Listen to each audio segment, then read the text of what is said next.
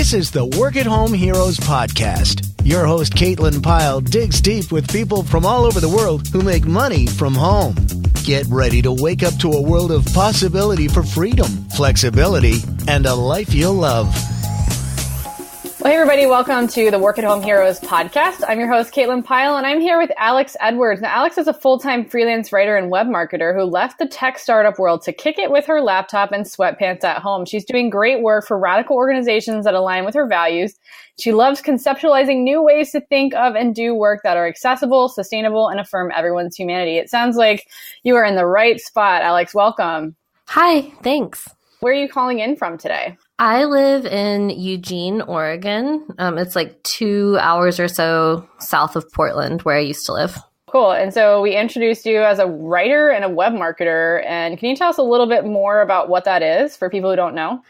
I freelance full-time now, but I also had experience working at a web marketing agency kind of at the beginning of my career. And a lot of what I did there was project managing people creating websites for the most part. So like strategizing design and content. And then also once that was kind of off the ground, doing like social media and newsletter marketing and stuff like that.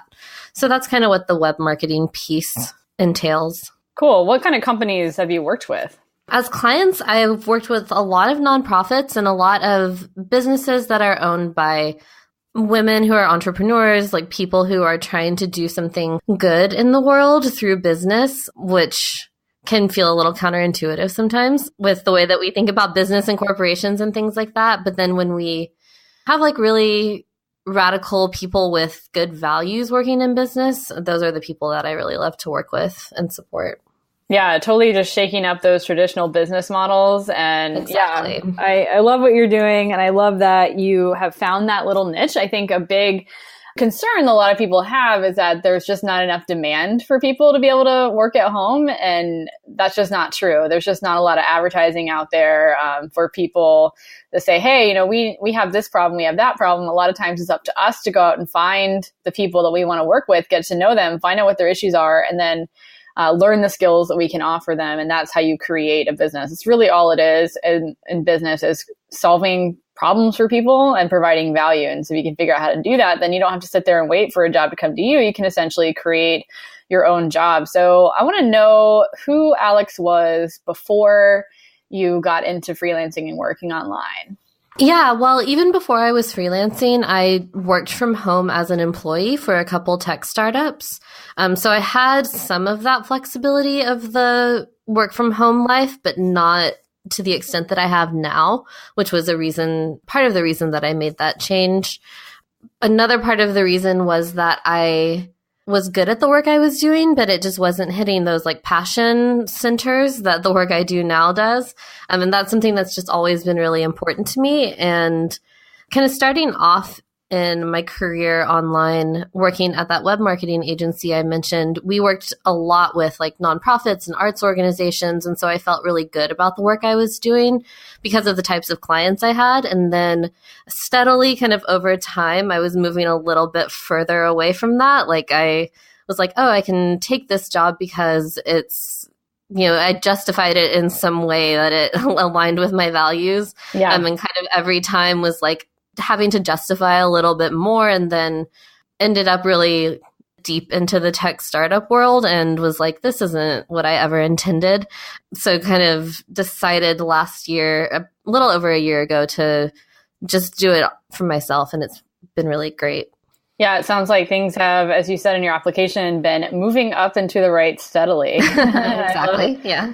I love that. So was there a moment where before you were working at home as an employee, was there a moment when you just said to yourself, that's it, I'm not going to be working at an office, I hate the commute, whatever it was? Was there a moment or moments where you just had enough and you made the decision that you're going to figure out how to work at home?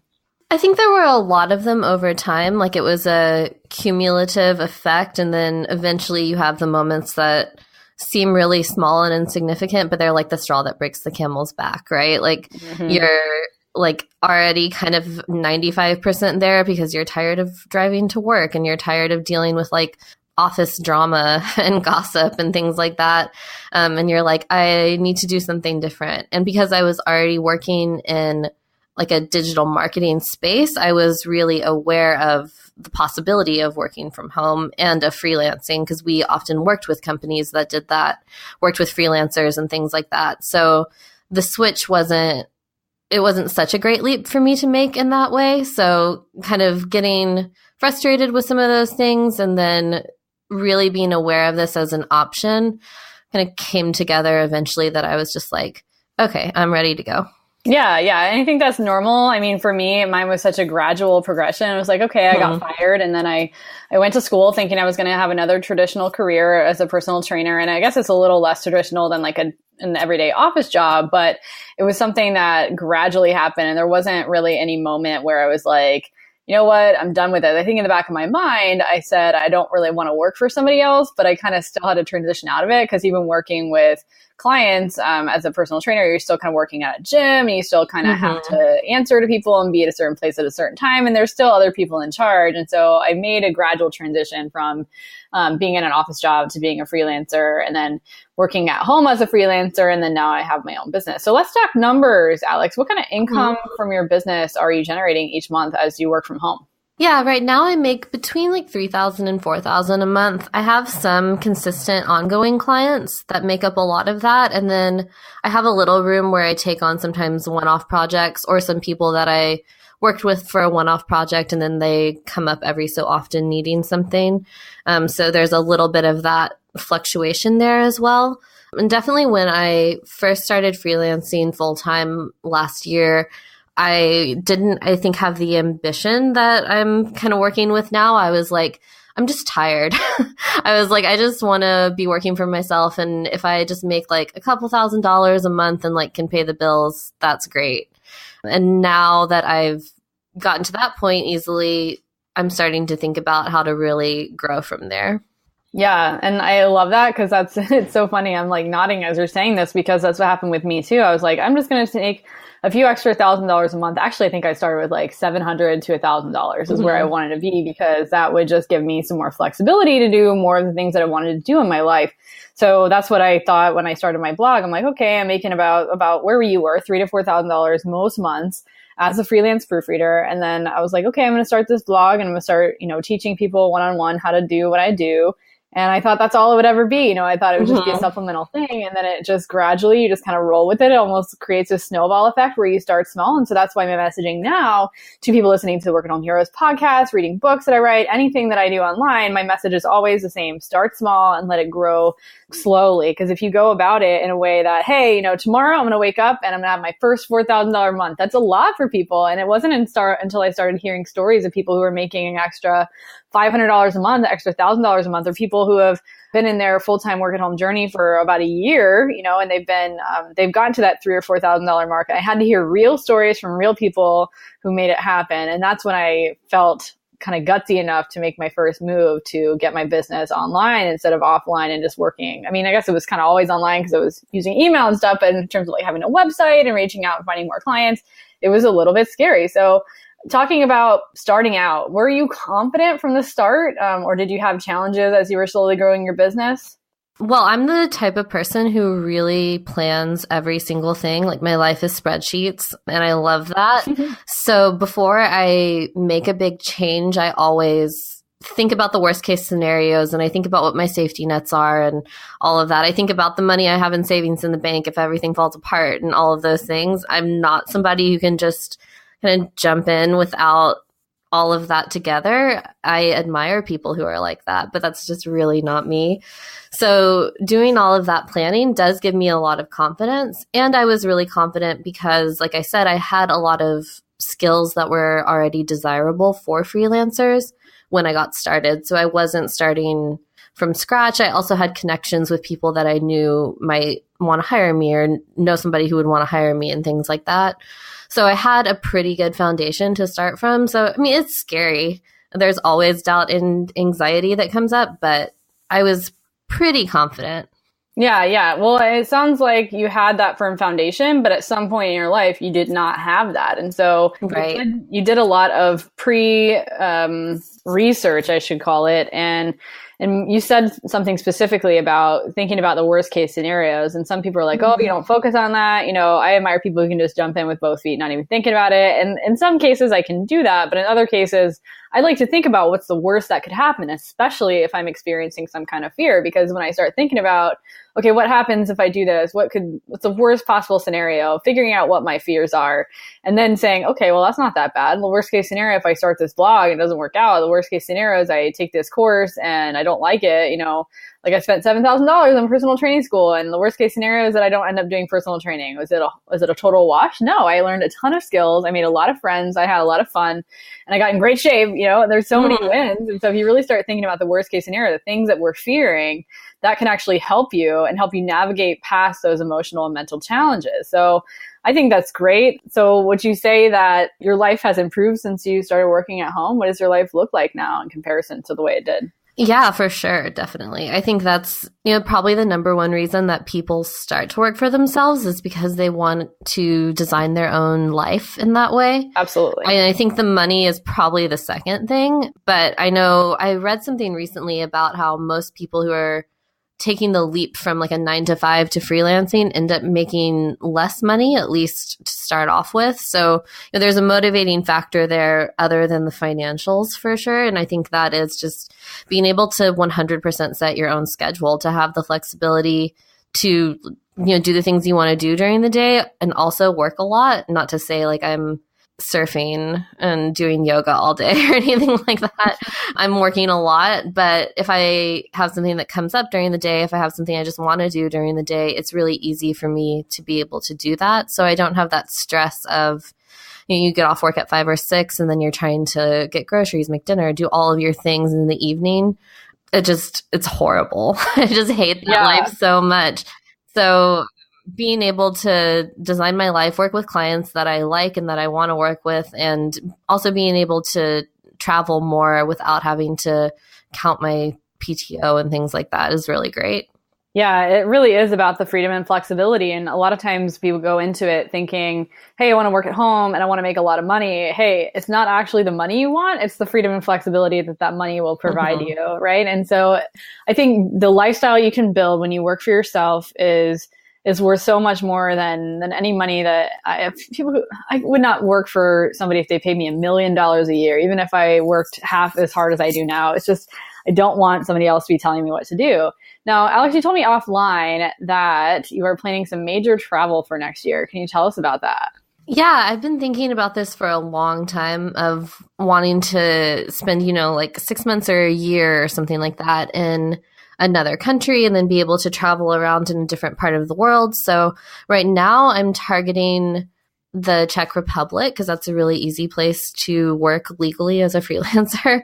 And it's really centrally located in a beautiful part of the world. And I can travel around Europe by train and have this really lovely life while I'm still working. So that's my plan for next year. Very, very cool. So as you were building your business, sometimes what we experience is that people around us don't necessarily understand what's going on. And so from what you told me offline, you hadn't gotten any like unsolicited feedback of people saying, oh, you can't do that, you're stupid or whatever, but you got some confusion. What can you tell us about that and how you navigated that with people? Yeah, it's funny. I remember a few years ago, my sister, who I'm really close with, but we have different lives and she's a lot younger than me. She said something like, how do you get a job where you just sit around all day? And I was like, I do sit a lot during the day, but I'm working, and I think that just like people don't have the concept of what that is to work for yourself and to work online, to work from home seems really easy from the outside, and it's not. Yeah. My mom always tells me, she's like, I don't know how you can stand just sitting there looking at the screen all day. I just couldn't stand it. I'm like, hey mom, I'm using my brain. It's the biggest muscle of my body, probably literally, Right. And they're the biggest organ, and I burn a lot of calories and things are going on in my brain. I'm not just sitting there staring at the screen, and I'm having a lot of fun doing what I'm doing. And I've experienced that a lot as well. Have you had any people that are like, I just have no idea what you do, or they maybe have said or have insinuated or think that you don't really work, or that you don't have a real job, or expect you to maybe drop everything and meet them for lunch or whatever? I definitely have had some things like that for sure. And that's, like I said, I'm a very boundaried person when we talked offline. So it's easy for me to just say no when I have to explain things to people when I have to. Like, I feel comfortable with those conversations. But I think if you're getting started in this work, that's something to be prepared for. And if you're not already comfortable with those conversations, you're probably going to have to get comfortable with them.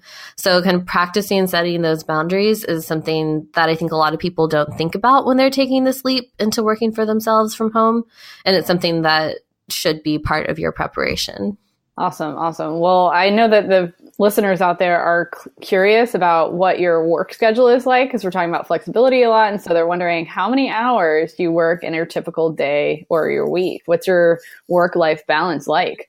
I work about 30 or 40 hours a week, and that works well for me. I'm not trying to work a lot less or a lot more than that. Most days, I really like to kind of knock out the things I have to do for the day early. So I get up. I am kind of a morning person, which I know makes everyone hate me, except for the few morning people that are like, yeah. But I tend to wake up early and I get myself ready for the day, but then I really jump into work right away.